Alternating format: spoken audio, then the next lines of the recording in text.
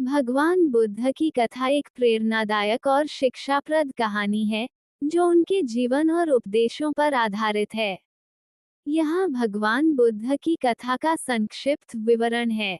Prince Siddharth Gautam का जन्म लुम्बिनी में एक राजा के घर हुआ था। उनका पालन पोषण वैभव और सुख में हुआ, लेकिन जब उन्होंने जीवन की वास्तविकताओं को देखा तो उन्होंने संसार के दुखों को समझने का फैसला किया। सिद्धार्थ ने अपना राजकुमार जीवन छोड़ दिया और एक साधु बन गए। उन्होंने गहराई से ध्यान और तपस्या की और अंततः बोधगया में एक पीपल के पेड़ के नीचे ज्ञान प्राप्त किया। उन्हें भगवान बुद्ध के रूप में जाना जाने लगा, जिसका अर्थ है जागृत या ज्ञानी।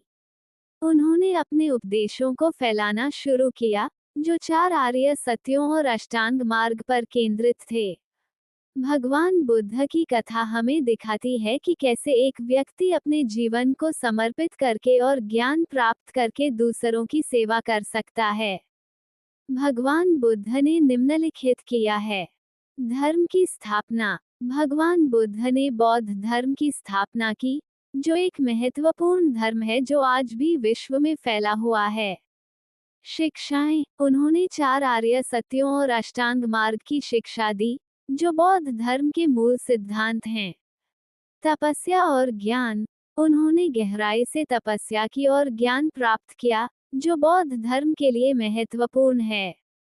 संघ की स्थापना। उन्होंने बौद्ध संघ की स्थापना की, जो बौद्ध भिक्षुओं और ननों का एक समुदाय है। उपदेश। उन्होंने अपने उपदेशों को फैलाया, जो बौद्ध धर्म के लिए महत्वपूर्ण हैं।